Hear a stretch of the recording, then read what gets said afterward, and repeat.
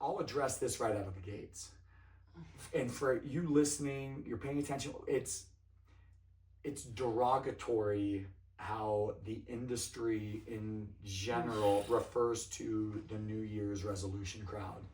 And it is very off-putting. I like, if I was trying to get into the gym and I saw how social media responded to the new crowd that's about to come in, because it's about to hit us too. It's so commercialized. It's very commercialized, but it's almost sending the message like, you are going to fail. I don't even know why you're coming in here. Oh, I see what you're saying. Yeah, the gym is going to get overrun with all these new people that don't know what they're doing, and you're going to last 2 weeks and you're going to leave.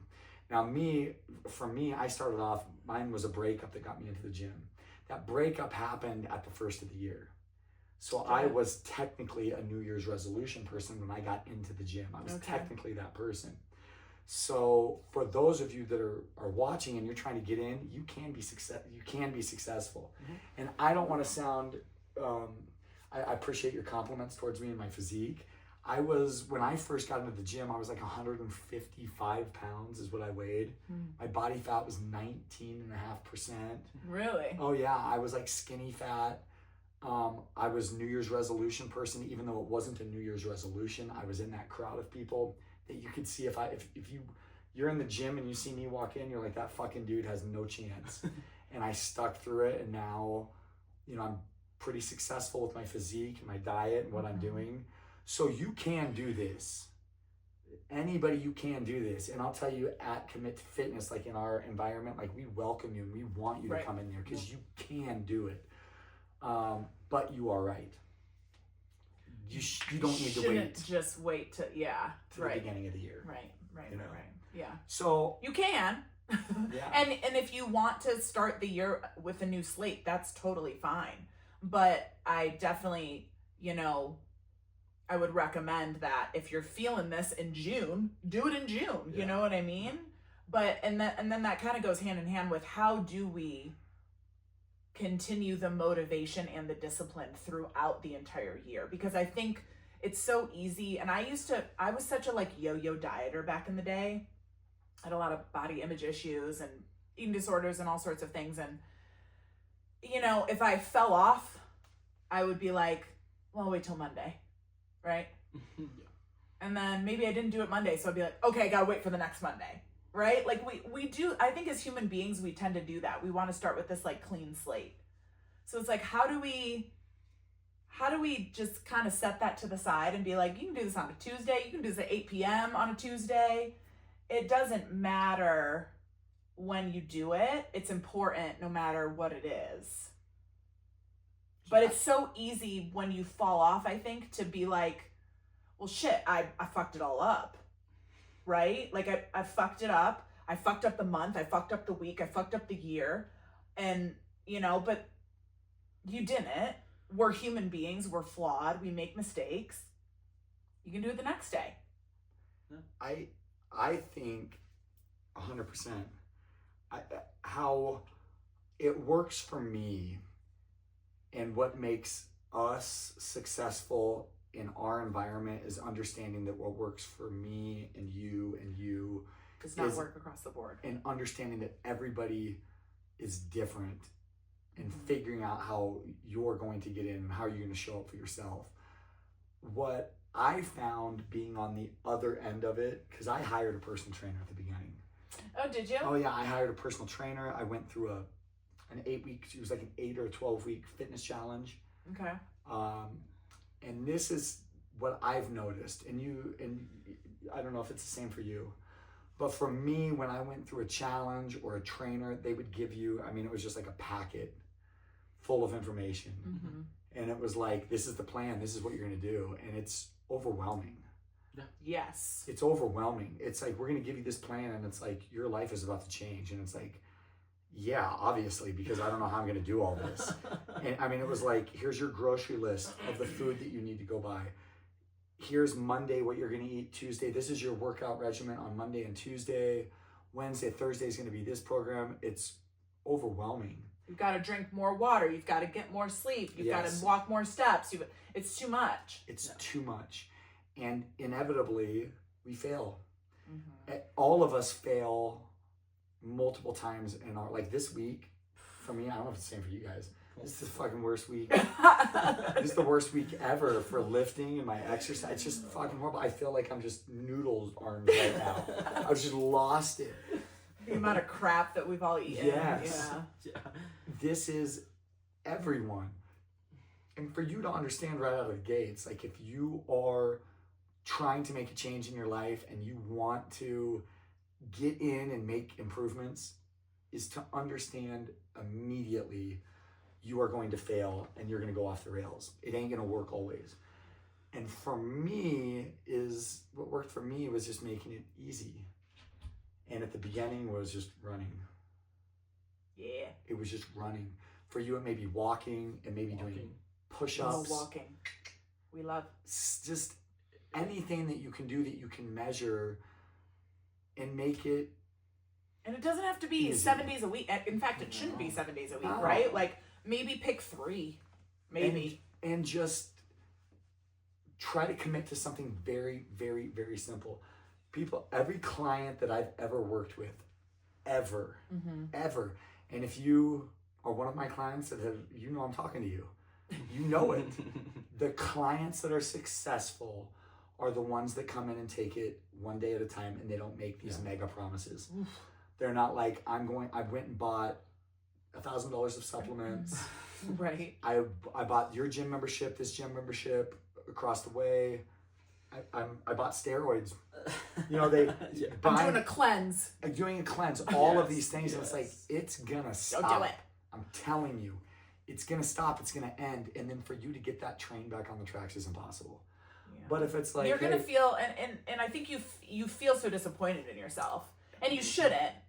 You shouldn't. But as human beings, we do. We're like, oh, we dropped the ball, and that's why if you just pick one thing at a time, which I know you're getting to, like, it makes it easier to bite off. It's Tony Robbins. Well, many people, but Tony Robbins says the key to happiness is success. It is progress. Progress. It's not massive success. It's not $1 million. It's any progress is better than no progress. So, what is progress for that particular person?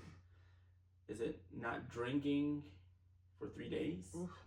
That could be a massive win for somebody that drinks every day. Is it whatever addiction, whatever vice we have, because we all have them?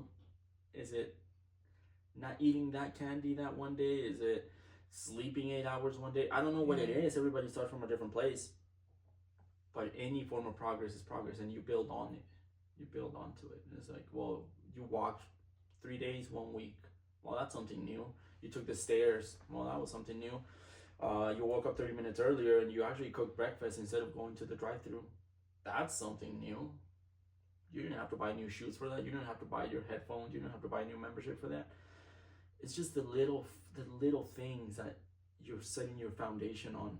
But eventually, I think with all social media and all these marketing gimmicks, it gets pushed on that you have to do all these fucking amazing things day one, and you have to do all these big things and spend the money and buy the fanciest equipment, and like it's setting people up to failure.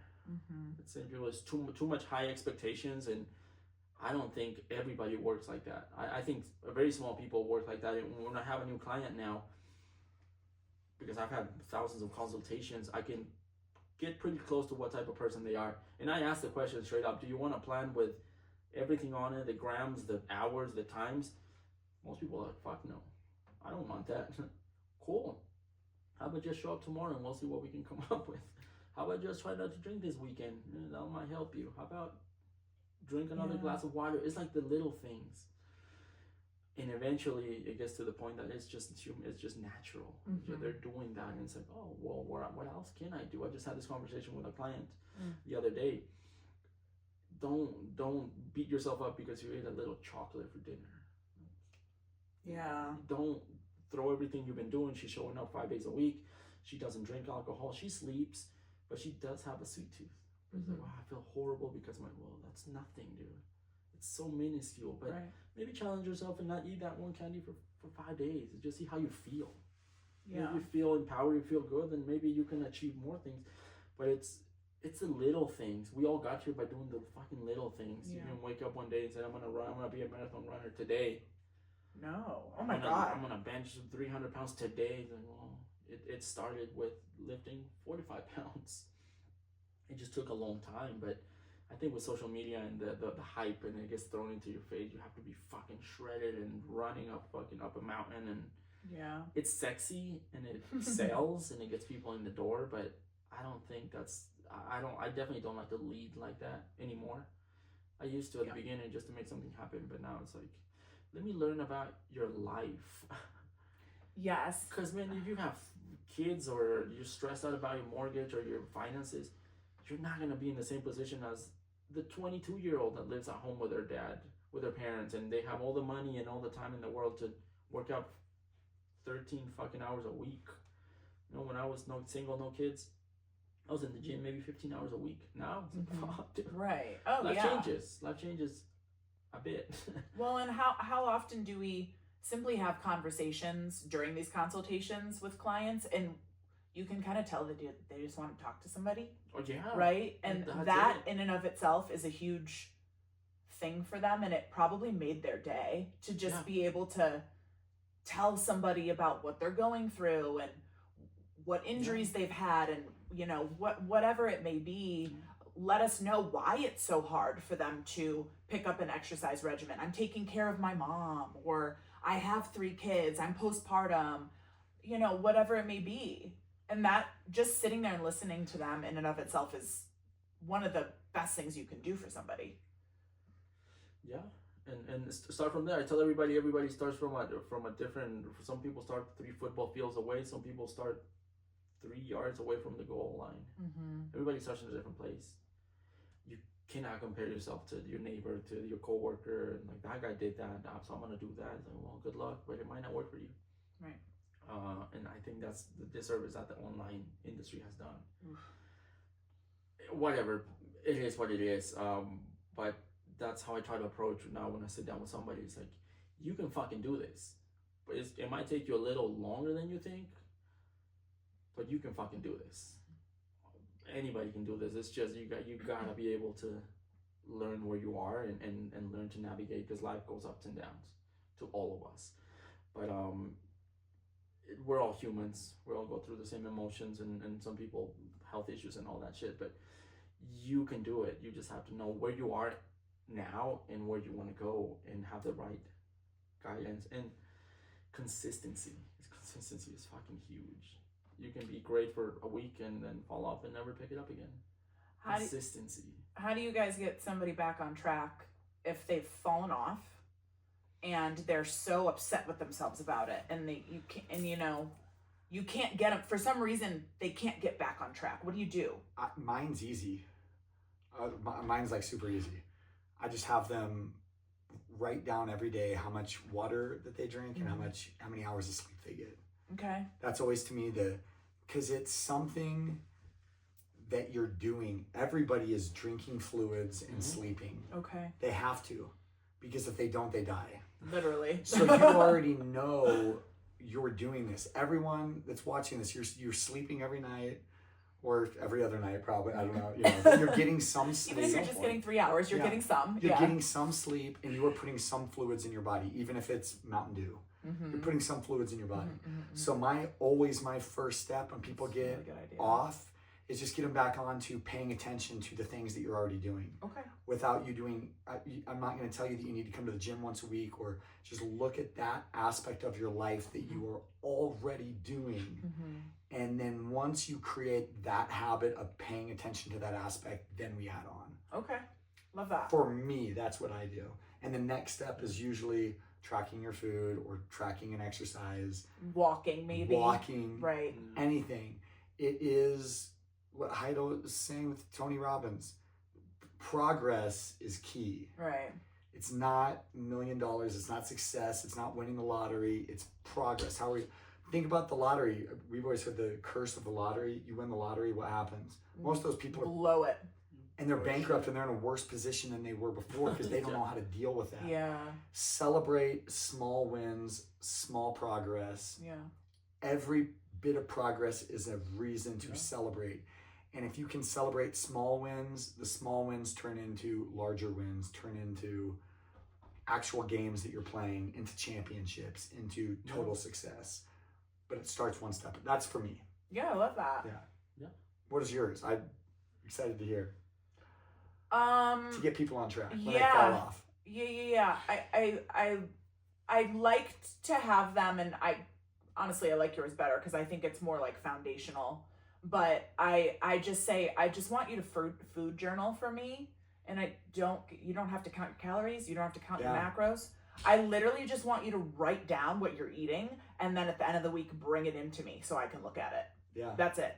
And I'm not telling you to eat anything in particular. I just want you to journal on it. I just want you to, write it down so that you can, first of all, refer back to it. And so you can bring it into me, but it makes you, it makes you accountable. It makes you intentional, right? Like there's an intentionality that comes with that. And I think that even if they have no intention of calorie counting or macro counting, if you're writing down what you're eating every day, it brings your mind to it and your awareness to it. And so even without thinking about it, they may start to make small changes. And I also really like the walking. I like to just say, like, huge. Get out for 20 minutes a day. I don't, let's start small, but let's just move your body a little bit more. And then we try to build on that, of course. Yeah. What's yours, Heido? To get somebody back on track, what you track improves. So put it on paper or on the app, whatever, or take a picture and send it to me. Pictures, I love that. Yeah, for sure. Take a picture of your meal. Well, I don't like to write. What are you gonna write on a napkin? I don't know. If you're watching this, taking a picture of your food on your phone is massive, in my opinion. And when you figure out if something's not working, I feel like this. Well, let me see your food log. This picture is like, oh shit, it's garbage. I try to. And I just had this conversation with this lady. Take a few steps back. So, why are you even here? Kind of question, why is your motive to trying to improve yourself? What's your why? And search for a deeper why. Because if there's a strong why, there's a strong reason. The how, it'll get figured out. So why are you here? Why are you trying to do this? And they go back to a lot of it is experiences that we've had. Like, you got dumped and I want this, but they don't say it off the get-go. The revenge body, I want to prove to these bitches that whatever it is, I've been put down my whole life and I want to feel something. Okay, well, you can use that as motivation, but trying to figure out why you're here, and then what can you gain from doing this, and not just the physical part of it, the chisel dabs or the physical part of it, but this can bleed into every single area of your life, because that's what happened to me. I became more responsible. I became more, my discipline went up. I just became more aware of what I was doing, more intentional. You said the word. Yeah. Intentional. Why am I going to do this? Because I'm expecting a result, and this is fancy and this is pleasure, but I don't want that. I want this. And it's a harder road, but when I achieve that, I'm going to feel more empowered. And that's gonna go into my relationships, and to my work, into I'm a better brother, I'm a better son, I wanna think. I'm a better husband, I'm a better father, because of the work that I've put in and all the things I've sacrificed to get the small wins. Mm-hmm. And that's gonna build on it. It's and that's kind of what I try to have the conversation when the person is open about it. Some people are not very open, they don't want to share much, but it's okay. We'll start small, so writing something, send me pictures of it, let's put it in the log, and just when you realize that I could improve this without even telling me you're going to do it. Maybe I do need to sleep more, maybe I do need to smoke less, maybe I do need to drink less. Most people are kind of aware of what they need to do. Before we beat them with a stick, and you shouldn't be doing that shit, unless they let us. But some people I can get down to it and kind of start asking some, can't tell you the amount of times that I've made people cry, but on the squat rack by asking questions. Really? Oh yeah, many times. Interesting. Because I know they're hurting, and I know I had to tell this one lady 6 a.m. She was so anxious about her weight loss, and she was it wasn't happening, and I think I kind of just snapped, and I told her, look, if you wake up 30 pounds lighter with a big ass, it's not gonna fix your life. It's not. You have so many more things that you need to look at. And she started crying. It's like she agreed. It's like, yeah, you're right. I have a lot of shit going on, but I feel like at least I can control this. At least I can do something here. It's like, well, yeah, you can and you will, but don't beat yourself up because you haven't lost that 1 pound. Like, there's so many other things in your life that you can be grateful for and that you can achieve outside of here. Yeah, this is cool and all, and we can help you with this, but I think a lot of people get too stuck on the physical part of things. Mm-hmm. Oh yeah. The 1 pound, the inch on the booty or the inch on the arms, whatever, and they put all their eggs on that basket, and it's like, well, take a few steps back. There's a lot of other amazing things that you're building just by showing up here and doing this thing that you probably don't even realize. It's bleeding into your work and your relationships, and that's what it's done to me. So I try to make him aware of that. Okay. Sure, this is gonna move if you keep doing it consistently. It's gonna move forward, but there's other things happening out there that you can also be grateful for. Because they're only an hour, hour and a half in the gym, 20 hours outside of the gym. Like I tell them, it's sometimes more important what's happening outside of the gym than what it is here. So take a look at that too. Mm-hmm. And where can you apply the same principles are you applying here? Where else can you apply them? In your finances and in your relationship? I don't know. And some people are very open to spilling their whole life to you.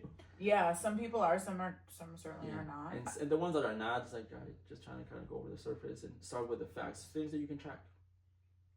But with some people, I've definitely gotten very personal. Yeah. I think it's when you do get more personal with a client, you can almost sometimes redirect their why too. Like sometimes they give you more of like a surface level why, but maybe you know more about them or you've worked with them for a long time. Like I have a client who she and her husband are doing like a vow renewal next year. And so the last like 6 months, her why had been, I have this vow renewal that we're going to do somewhere tropical. I think maybe she said Hawaii or something. And so she wants to look really good for that vow renewal, right? Understandably. But I'm like, that's not real. I kind of noticed, and I've been working with her since 2020, so we know each other very well, but I kind of noticed that it wasn't enough. It wasn't really getting her, she wasn't motivated enough by that why. Mm-hmm. And then her mom passed away. And now that girl is motivated because she saw her mom go through something so horrific and that had so much to do with her health. And so now her why is, I'm doing this for my mom. I'm doing this because I don't want to end up like my mom. I want to be there for my child. I want to be there for my husband, right? Like I want to be the best, healthiest version of myself because I watched someone I love so dearly just, pass in front of me from these really horrific health issues. And so sometimes you've got to be so fucking honest with somebody. Yeah. Just kind of like what you were saying, like, is you getting a bigger butt and losing a few pounds, like, is that going to fix your entire life? No. Do we maybe need to talk about some other stuff? And I've of course, you've got to work within your scope of practice always. Yes. But sometimes you can work with other providers. I have worked with naturopaths with some of my clients. Sometimes you can kind of say, hey, have you considered therapy? Have you considered medication? I think you might have a thyroid problem. I don't know because that's outside of my scope of practice, but I really recommend that you go get a blood test. Yeah, perfect. And I've created links and relationships with chiropractors, acupuncturists, massage therapists, the whole array. So I'm confident to say, I don't know. I don't fucking know. And that's part of being a good trainer. But I might know 2 or 3 people that can help you. Yes. And voila, you send them out, they receive. It's like, oh, I'm all fucked up. Yeah. Makes your progress move forward and makes my job easier. Yeah. I'm not a doctor. And now we have that confidence, and now I have the confidence well, what does she say? Because I've had chiropractors write me, with this client, don't do this and this and this because we are adjusting this. Yes, absolutely. Perfect. You just made my job easier. Yep. And now we're actually gonna focus on this person's health and progress. I'm not just throwing shit up, see what sticks. So we're doing this person a service now, not a disservice. But I'm trying to, don't go see anybody else. I know everything. Oh, I fucking don't. I have no problem saying I don't know. if y'all ever get a trainer that says that to you, run the opposite way. Yes, absolutely. I've heard That's trainers, somebody whose ego is way too. I've fucking heard big. trainers telling their clients, "Yo, your chiropractor doesn't know what the fuck he's saying. That person doesn't know." It's like, ooh, bro, that's I always liken it to getting homeschooled. Like if you think that you're not saying anything bad about homeschooling, but to be honest, I mean you're setting yourself up for some sort of failure if you only have one person or two people giving you all of your information. And if you're a trainer that thinks that you know more than everybody else, like I always say, get as many people as you can. Go to any fitness class you can go to. Hire another trainer. Absolutely. Yeah, go get multiple, because you're gonna learn. You're just gonna learn from a lot of different people. For me, the person, going back to why is like why. Yeah. Why do you want to do this? The people I almost and if you're watching this and you've had this conversation with me, you know where I'm coming from then. Because there's people that I've had, they'll say this one thing, and I'm always like, I'm probably not the person to talk to then. When and it's always this, I have a wedding in 3 months, I need to lose 10 pounds, can you help me? Like, you should probably find somebody else. I can help you and I'll work with you. I'm never going to turn anybody away, but I'm not your guy for that. Yeah. Because there's an end in goal, and you're probably, to get to that point, if you need to lose 10 pounds or whatever in 3 months, I'm going to tell you right now, that's going to require a lot of you doing what we don't want you to do. It'll work. It'll work, but it's not, because what do you, if you're going to lose a massive amount of weight what are you doing? If you come to us and talk about body composition, like, hey, Different. I want to be, right, absolutely. Different. Right. I want to get, or even saying, I'll tell you this, even saying, listen, I'm 15 pounds overweight. I'd like to lose weight. We can do that. Right, absolutely. I got to be I need to go stand in front of a camera in 2 months. I need to shed all this weight off. There's only one way you're doing that.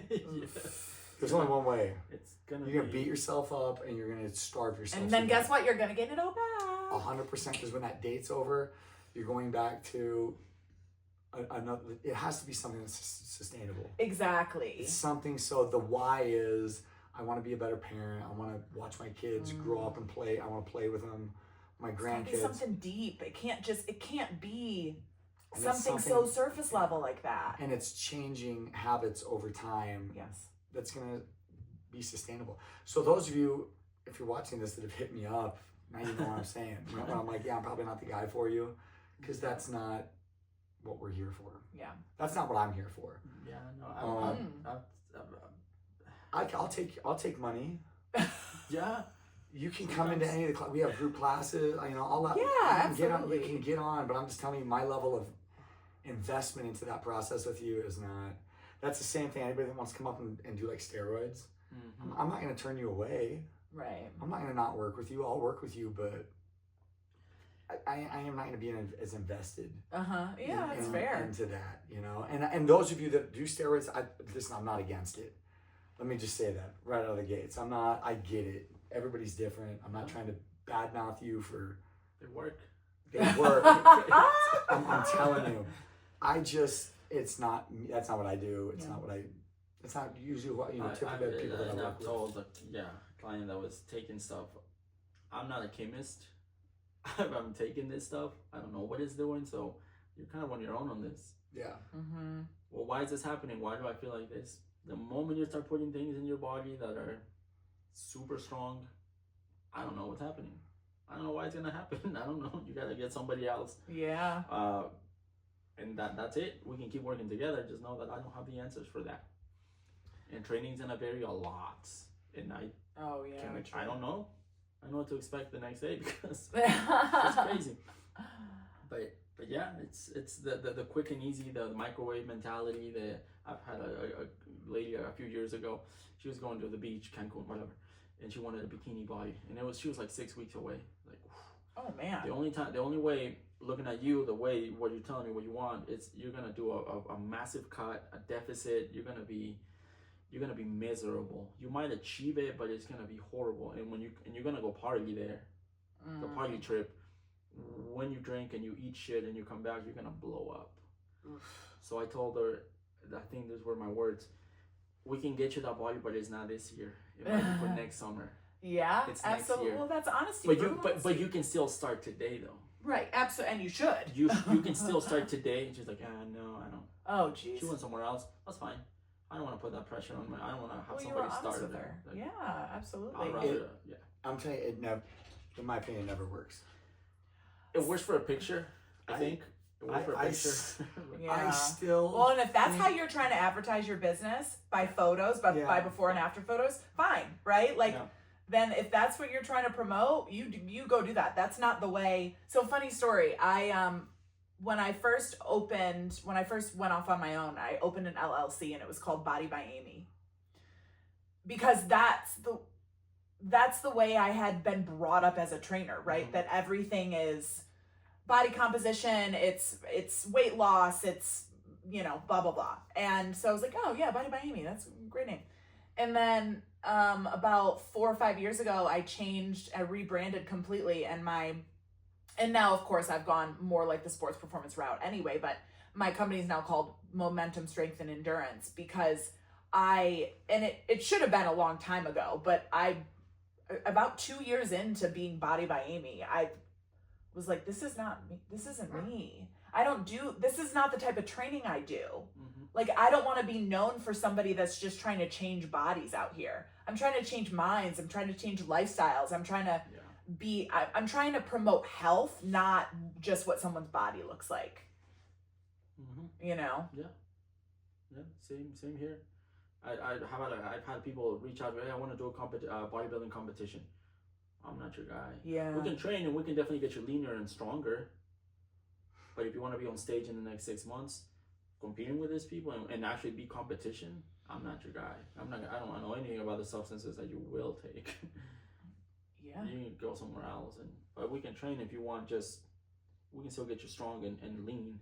And also, nothing against people that want to do, if that's your goal, absolutely. Awesome. That's not our expertise. That's their specialty, and they're awesome at it. They're awesome at it, but that's not. But I also want to say, I have known so many people who have done those bodybuilding shows, and their life after is hell. Yeah. Well, their life during is hell because they're in such a deficit, but also afterward, the rebound effect and the absolute damage that you have done to your metabolism. Oof. If you want to do it, go for it. If it's a goal of yours, absolutely. It's in my opinion, often a superhuman effort. And if that's something you want to do, good for you. But I mean, the mental toll that can take from being so lean and then a month later having rebounded and put so much body fat back on, a lot of women in particular and men have a really hard time handling that mentally, and I know I will never do it. No. Yeah, it ain't for me. Yeah, I always, because I grew up looking at Arnold Schwarzenegger. Yeah. And he is obviously the greatest bodybuilder. Him, Ronnie, Seba, I mean, they're incredible physiques. But I'm going to tell you this, when they go on stage, it's the unhealthiest that they ever are in their life. Absolutely. So when we look at them and you see them get on stage, you're like, oh my God, that's the pinnacle of the human body. Yeah. They're about to collapse. If you know the industry and you know what's going on with their body in that moment. The doctors are cringe. The doctors are the amount of shit that they're on too. And just the dehydration. Just the fact of how much they're completely dehydrated. Their food at that point, the extreme deficits that you're on, when they're on stage, they are miserable. I've only had one person that I know, Dominic. Yeah. I know Dominic, he just did a show and he was successful. Yeah. But he was miserable. Yeah. He was open about it. He's miserable for that week and getting on stage. I worked with a girl who did a bodybuilding show, and it was the worst. It's the worst day of your life. It's the worst day of your life getting up on that stage. One of my friends competed a couple times, and she lost her period for months. Oh, and like, it yeah. took forever to come back. Her hormones were completely destroyed. Actually, from taking testosterone, at least that's what she claims. She started having panic attacks. And those panic attacks didn't go away for like a whole year. Her heart would race and she would get panic attacks driving to work. And she lives in Breckenridge. It's like, and my question to her was it worth it? Was it worth for almost a year after the competition for a fucking medal? For some people it is. For some people it is. I don't know. Yeah, you're gonna sacrifice. We're all gonna make sacrifices. Everybody's different. Everybody's different. It might be, and I think what happens when you do that, what comes outside of the physical aspect, it might be awesome. You might gain a lot of confidence, a lot of discipline, a lot of that might happen, and I'm sure it did. But you gotta put things on the scale, and same with the drugs. Are you gonna take the drugs to achieve here? What's it gonna do on the other side, and is it worth it for you? I mean, the stories of the bodybuilders dying and leaving their families behind. Dude with 3 kids, 4 kids, and he openly knew. It's like, I'm gonna do this until I drop. Cool. That's hats off to him, I guess. I just know where I'm at. I know what I'm willing to sacrifice. I know what I'm willing to not sacrifice, and I just go there. But everybody's different, and you gotta learn who you're working with. Yeah. What are you willing to give up? What are you willing to sacrifice? Everybody's different, and some people can do bodybuilding shows and be fine. Yeah, that's also true. That's true. That's so a good it's point. not. We're not sitting here trying to bash. If you're a bodybuilder and it works for you, like I'm not trying to bash you. I personally know people that are in the gym that do things I disagree with. Everybody's different. Some people can do it. This isn't a blanket statement that you shouldn't. And also, it's your decision. You know, like we're right. Each to their own. You know. Yeah. To me, is always this. What's the best workout? What's the best program? What's the best fitness regimen? The routine? Like, what is it? What's the best one? So, whatever one works for you.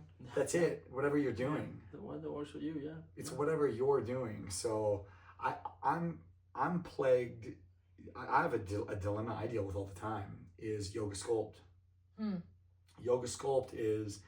The majority of my clients come from yoga sculpt. Right. I teach yoga sculpt. I love yoga sculpt. I know you live and breathe yoga sculpt. It is the jam. But at the same time, I struggle with it because it ain't the answer. It's not the answer. It's if that's all you're doing is yoga sculpting, you're missing out on a lot. I'm just telling you, you're missing out on a lot. If you're not properly getting in and getting good resistance training, heavy lifting, you're almost doing a disservice to yourself. I love yoga sculpt. I think there's for me, it's mostly mental. It's community. It's like you're going in there, you're working out. But if you're really trying to get results, this is the thing. Everybody's different, you know. Well, I love that. Everybody's different, and people that are in there that are doing it, I applaud you because you're in there doing it, and you're not like if you weren't doing it, you'd be a fat piece of shit. You know what I mean? You'd be hate to say it, but you'd be a fucking mess. You're in there; it's working for you. Right. So it's hard for me to say that, you know, where I'm like, hey, you probably shouldn't be in the yoga studio that often, you know. But mix it up. I love that you said that though, because as a high performance athlete, I run a shitload. Yeah. And I obviously love running. It's my number one form of exercise. It makes me so happy. And most of the clientele I train are runners. But I feel like I'm an anomaly. Oh, yeah. Well, because my body responds really well to running, but I am very genetically blessed with muscle. Like I am... That's just my build. And most, especially women, men and women who come to me and are like wanting to run a fuck ton, they are not going to turn out with a body like mine because running eats away your muscle. And if you're trying to strength train hard and run a lot, you should be for injury prevention and other reasons and performance and things like that, but you're not going to if you want a muscular toned look, it's not going to be the way you get there. But people look at me and they're like, well, that's what she does. And I'm like, yeah, it's my genetics. Do I lift a lot? Yeah, absolutely. But when I'm marathon training and running 80 miles a week, I ain't lifting very much because I'm tired all the fucking time. Yeah. But I still hold on to a lot of muscle because it's my body type. But I have a lot of clients who squat quite a bit more than I do. A lot of female clients, and they don't, like, my body fat just sits around at 12%, and theirs is closer to 24. But they can squat. They're the same size as me, but they can squat like 60 more pounds than I can. So I say all that to say that it is so unique to you. What works for you works for you. Yeah. The end. Very, very unique. And I have a lot of women who come to me who say, I don't lose weight on cardio, right? I'm trying to get to a certain, right? I would say most women, strength training over cardio in most cases. Yes, should you do cardio for cardiovascular health and to supplement your program? Of course, always. But for me, I put on weight when I strength train. I put on easily 5 to 10 pounds because I build muscle so easily. So for me, if I'm trying to be leaner, I've got to run. Mm-hmm. But that's not across the board by any means. Yeah, I used to always say, you can't have it all. That was always my phrase. For everything, you can't have it all. Now I switched it a few years back. You can have it all, not just all at once. Not just all at the same time. Yeah, that's a great thing to say. You can be strong as fuck, but you gotta focus on strength. Mm-hmm. You can be fast in endurance, but you gotta sacrifice other things. Yeah. And it's even with the average non-gym goer, the time and money, you have a lot of money because you're working a lot, but you have no time. You're working a lot. If you're unemployed, you have all the time in the world, but man, you're struggling. So it's a balance of, in the gym, well, what do you want? Well, I want to be fit. Well, what the fuck does that mean? Do you want to run up a mountain or up a 14er? No, I don't care about that. I want to have six pack. Okay, you want to be lean. We can go this way, but there's a lot of things that you can do, and we got to figure your body out. Yeah. There are some genetic specimens that I've met that they have it all. Mm-hmm. It's like, God, fuck, man, you are gifted. I've trained people that they're lean, they're strong, they got the look, they got perfect, just the body genetics is like, man, you're one of who knows how many, but you're one of a kind. But that's not me. That's never been me. But I still like to train in different modalities and challenge myself in different ways. A few years ago, I started trail running a lot. I lost like 10 pounds and a lot of strength. I didn't care. Yeah. I felt high as fuck running in the trails in the mountains. I feel amazing. It's like, all right, I did that and it's getting cold. Now I gotta get back in the weight room and fuck it, I'm gonna gain a little bit of body fat and lose some of the endurance that I gained, but now I'm gonna get strong and bring my numbers up. Calisthenics now, what can I move? What can I stretch? It's like, I find beauty in a lot of things. I think the body is a beautiful machine that can achieve so much. Some people can do it all at the same time. It's a hybrid programs like that are fucking tough. Some people can do it. I don't think a lot of people can, but you gotta, again, knowing your client and knowing where you are. Sometimes if it's gonna be running, focus on running. If it's gonna be lifting, focus on lifting. If it's gonna be yoga, focus on that. But you can just know that you can benefit from other things. You can benefit to complement what you're doing. If running is your shit, fuck it, keep running. But you can benefit from strength training. You can benefit from yoga. You can benefit from all these other modalities. And you should be as well rounded as you can fit in your schedule. And if CrossFit did one thing right, was to implement all of that. CrossFit brought Olympic lifting. CrossFit brought calisthenics, weightlifting. Brought everything into one, and they fucking put it in a mixer and threw it. Yeah, they sure did. But you got people doing overhead work, which not a lot of people should be doing it, but at least it got them doing it. Handstand push-ups, like, who the fuck is doing that? Some dude, but it got them doing it. The methodology, I think, is where shit gets fucked up. But at least it got them exposed to it. Yeah, for sure. They're running with a fucking sandbag, 100-pound sandbag, like, that's fucking badass. The hybrid fun, man. athletics has had such a resurgence. Like I don't even know if I should say resurgence, a surgence. What's The high rocks. High rocks. Yeah. Rocks. It's beautiful. It's really cool, It's but cool. it's fucking hard. Like, I mean, that's where it's like Yeah. you've got to be cardiovascularly fit and strong and they like fast. It's like everything in one. And God, and not everybody can just step in there and and you shouldn't. I'm gonna bench 3 times my body weight while running this shit. Like, what the fuck? It's wild. It's crazy. Not everybody can do that. At least not Certainly not.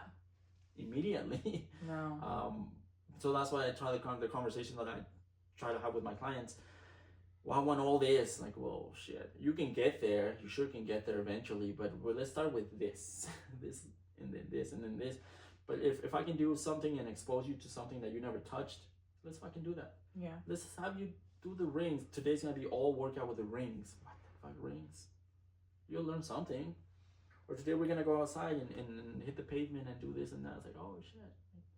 You know, expose you to different things and see what you like, but you can benefit from a lot of things. Yeah. So, and I love that. I love it because I like to listen to the powerlifter. I like to listen to the CrossFit athlete. I listen to a lot of different modalities with their expertise. That's what they do. Yeah. The runners and the people that fucking fast for a week. Right. Some crazy shit. I like to listen to all that. It's like, oh man, you can benefit from so many things. Totally. And not just be stuck in one thing. And that's a conversation that I've had with even like practitioners, like chiropractors. I just asked to a physical therapist this, like, why does a chiropractor never send you to a massage therapist? Is it because they don't believe in that, or because they want to keep you, they're afraid that you're going to find relief there and go there? I don't know. Have you ever noticed that? Have you ever had a chiropractor send you to a PT or to a needler? I definitely think that a lot out here in Colorado, a lot of chiros do needling.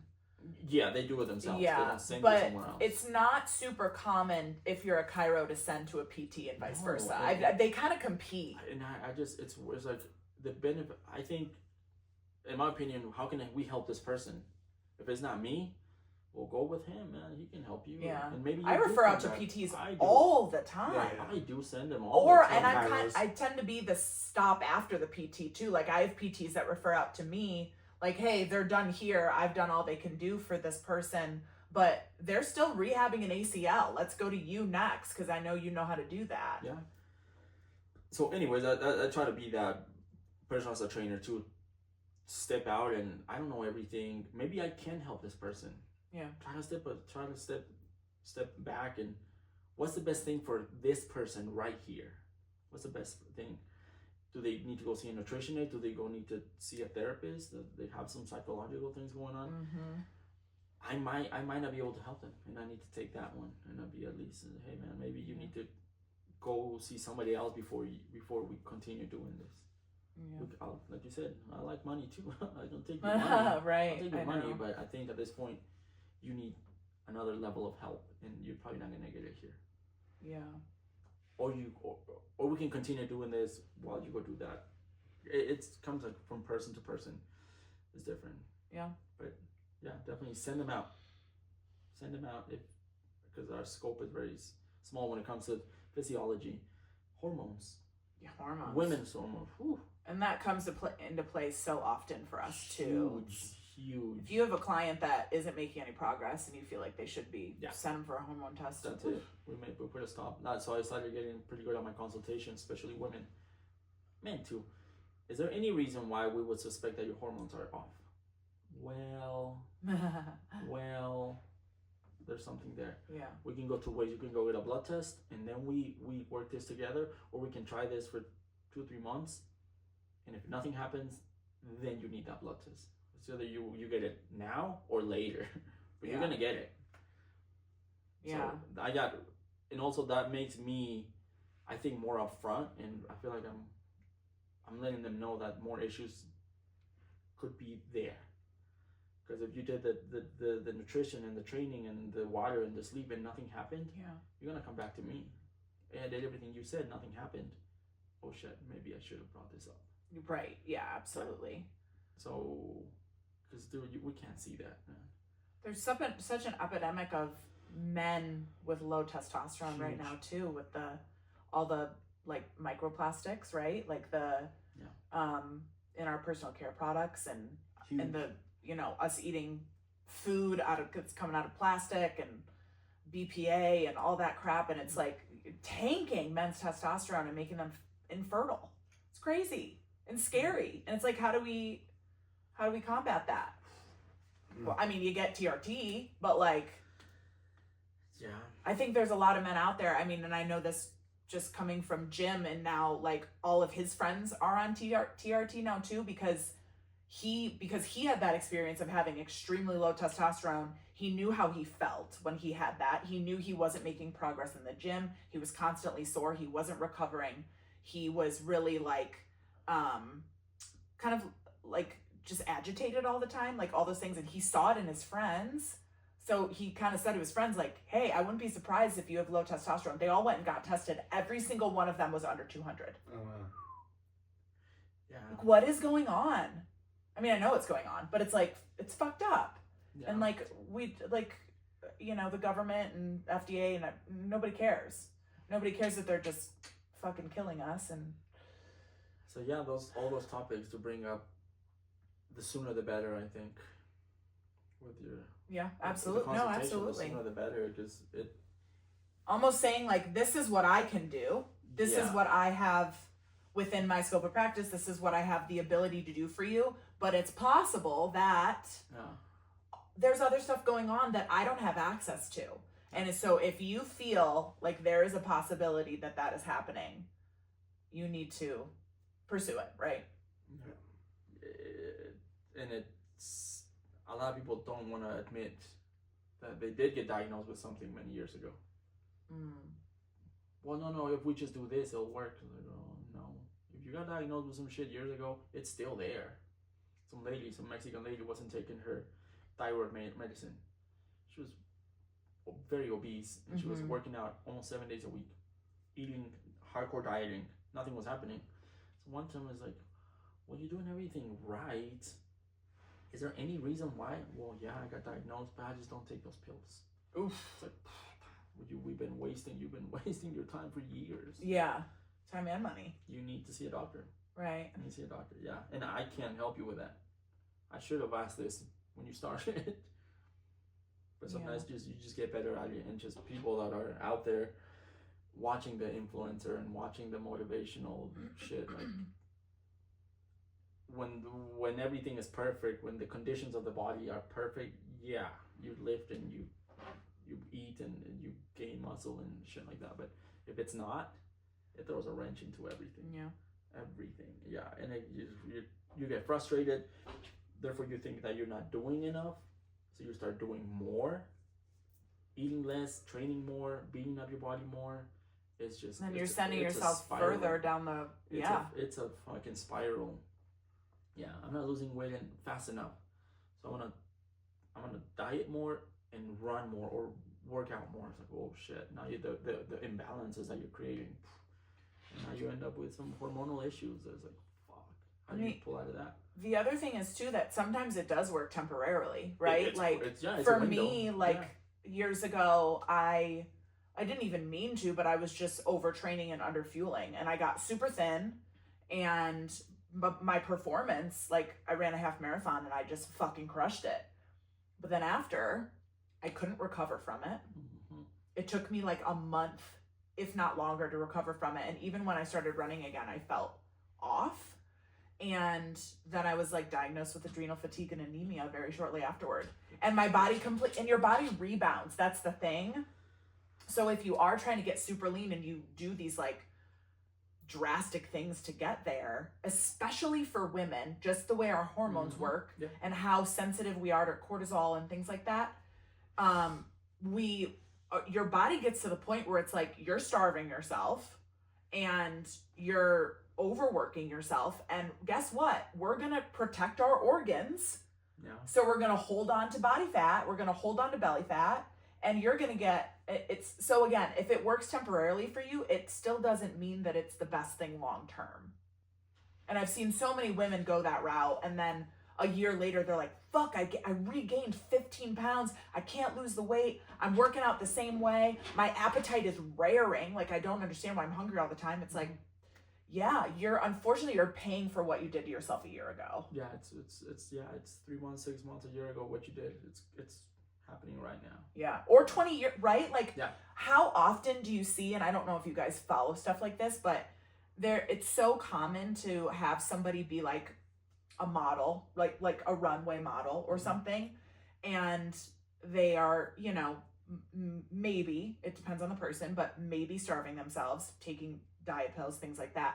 And then when they get older, past 30, they are very overweight. Like, it's very common to see women who were extremely like considered like sex symbols when they were in their teens and early 20s, that after they've turned 30, 40, hit menopause, etc., they're like extremely overweight because their bodies are like, you fucked us. And our metabolism and our hormones have never recovered. Yeah, well, I forget this, the percentage of the biggest loser. Yes, I read about that. I want to say it's in the 80%. From the biggest losers, you follow them a year later, they're in worse condition. They're in a really bad condition because they abuse the fuck out of their body to drop those pounds and to get the before and after and whatever the show gives them money or whatever. But yeah, it was not sustainable, clearly. No. And it fucked up their body. So, but I was like, well, you made the show, on to the next one. It's like, I've heard a lot of terrible things about that show, about the way that they treated them. Yeah. But yeah, it goes back to, you can do it. It's gonna take probably longer than you think, unless you're a genetic freak, which I've had those people that shit just happens. Like, man, you're so lucky. Yeah. But it's like, what are you willing to sacrifice to get that thing that you think you want so much? I know what I'm willing to sacrifice. I know what I wasn't able to sacrifice. Wasn't willing to sacrifice. Always trying to push myself a little more and what's the next level, but then life happens, life seasons. Sometimes I'm completely off, like I have been right now. Yeah. Kids, it's just things happen, and I try not to be myself too much about it, but it's like, man, I was like that guy. I was fucking felt like that, but a different phase of my life. But I appreciate the grind too. People come in and you can see that they're doing it. They're doing everything. They're fucking killing themselves. Like, man, they're fucking grinding it out. Yeah. Motivates me too. Absolutely. I tell my clients, like, sometimes you motivate me way more than I motivate you. Yeah. I train you and I see the fucking drive. It's like, man, this guy's fucking doing it. And it motivates me, and it makes me want to work out more. It's like, man. So it's, I think sometimes I get more out of my clients than they get out of me, I think. They motivate me more. And I work out with them too. Yeah. I'm only doing this because you're here and you're pushing me to do this. Yeah. Yeah. Well, thanks for listening in. This is. We'll do it again.